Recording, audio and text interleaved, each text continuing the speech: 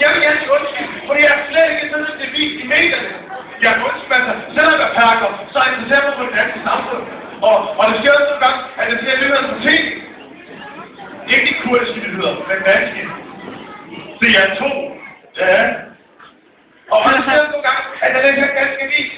Og når jeg gør det, så føler jeg mig simpelthen mindre værd, fordi jeg er fuldstændig forkert i forhold til overskrifterne. Indvandrere får så mange børn, at om 20 år vil de overtage det danske samfund. 12-årige tyrkiske piger lå svæk af 50-årige danskbrugte tyrker.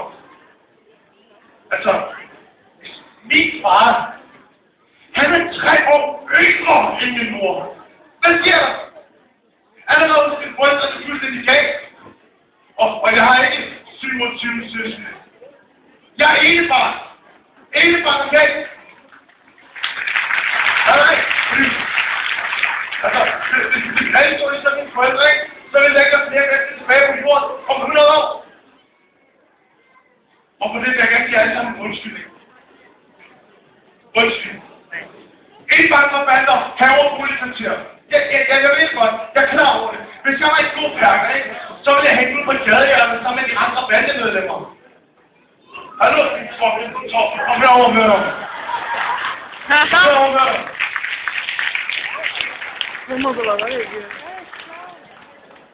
Men helt seriøst, ikke? Prøv lige at se på mig. Og hvilken bandegade er en som mig? Prøv lige at se på mit tøj. Okay, hvor vil I kapitere det? Hvad vil postnummeret på? Lyserød sko? Jeg vil aldrig nogen se nogen, der kan medlem af en bande. Og for resten, så er det tid til at hænge ud af gadehjørnet nu. Ja, alle nogen andre skal tage mig til. Om mandag spiller fodbold, om tirsdag gør teater, om onsdag hjælper min mor med at gøre rent, om torsdagen arbejder jeg, om fredag spiller fodbold, om lørdagen så min mor med morfar, og om søndag går jeg i kirken. Okay. Den sidste ting med kirke passer ikke. Okay. Det var travligt sagt. Undskyld. Alle unge indvandrere under 15 er kriminelle. Alle over 15 sidder i stjælet. Okay. Det her kan jeg faktisk godt være, men her er en lille smule erfaring for. Da jeg var 6 år gammel, ikke? Der var ikke kvikt med min mor.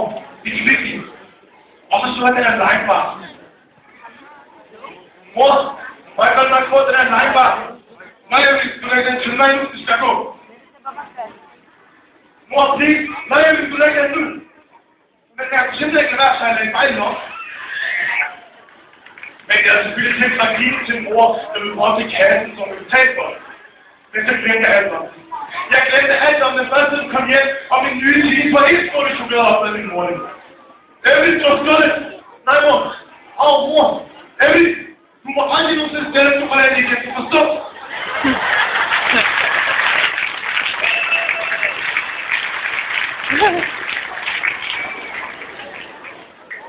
Jeg ved godt, at det er mange år siden nu.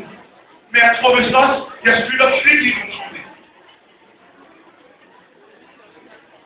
Undskyld, Kvickly.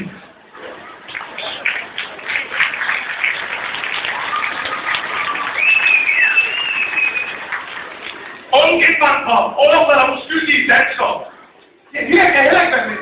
Jeg har aldrig nogensinde været med til at overfalde uskyldige danskere. Men jeg var udsat for noget, der minder lidt om det. En aften, hvor jeg på byen sammen med en betjent 10 minutter skråret. De var på af sin rapport. Og der er en pose fyldt op med en dåseøl, som begynder at smide luften. Hey, efter, tjek i den der. Tjek i den spillerne. Hold op med det der. Tag en pige, men folk stiger på en stop det. Og jeg tager dig ud, hvad er det her? Jeg gik bare til at spille og tage en pige, og kiggede rundt omkring, for at se, hvordan folk reagerede. Så lader jeg mærke til, at der stod 2 danskere over i hjørnet. De førte jakken, der kiggede rundt på mig. Jeg lå som ikke til at kigge bare ned. Da jeg lidt over til nærbordet. Det er jeg med, så kom min pose. Jeg skal lige mærke det. Jeg kommer tilbage om det. Ja, okay. Så stod jeg bare der med min pose. Og så lige pludselig kom de her 2 danskere over til mig. Hey, du der. Var det ikke der, der skulle have øl på strået lige før? Jeg har ikke smidt med øl. Ved du hvad? Du skal ikke lyve over for mig. Jeg så dig tage min egen hånd, så der sådan en øl. Okay, prøv at høre. Jeg har ikke styrt øl. Hold op med det der. Hvad er så en posen har lige der? Fuck, man, jeg glemte alt om posen. Det er ikke min pose. Det er ikke min pose. Lad os op at sige, I er også så uskyldige her perker, ikke? I vil jo aldrig kunne se noget som helst forkert. Lige pludselig var der 3 af dem. 4, 5. Nu står 5 danskere, der bevidder til en mere med aktiv og skubber til mig. Og lige pludselig kom der kæmpe på at skille med. Nu skal jeg vise dig en lille perkesvig. Han kom på skulderen, op i spillebank, og begyndte at løbe alt hvad kunne. Kom det lille perkesvig. Østhavnsdreng. Og alle dem bare alt hvad kunne. Hjem, en eller anden ring til politiet, gør et eller andet. Men folk står bare op og kigger på mig. Så jeg jo 6 eller andet, så blev jeg bare ved med at løbe. Da jeg så kiggede tilbage, kunne jeg se de alt, der var faldet fra. Og så en ham i dit topform, eller et eller andet, så blev jeg bare ved med at løbe. Indtil jeg blev tro på taler. Hey, I bliver nødt til at hjælpe mig. Jeg kan også være forkert. Der er noget, sådan, I bliver nødt til at hjælpe mig. One would understand English, please. Hey, help me. I'm in nothing wrong, and someone wants to hurt me. Please help me. Okay, I'm not relax. Just stand by me.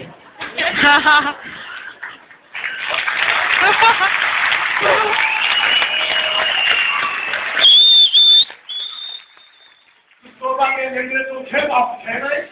Fuldstændig som at 2 bodyguards. Og ham danskeren var kommet løbende der. Da jeg så man stå der med en lille trop kaner. Så blev jeg lige så stille og roligt gik til mig. Altså, jeg har aldrig nogensinde været med til at råbe nogle uskyldige danskere. Men jeg ved ikke råbe nogle troede danskere, selvom jeg var uskyldig. Jeg ved godt, at jeg sidder deroppe og tænker, sikkert en taber, en forræder. Og ja, jeg er fuldstændig mistet perker. Og for det vil jeg gerne give jer alle sammen en undskyldning. Undskyld.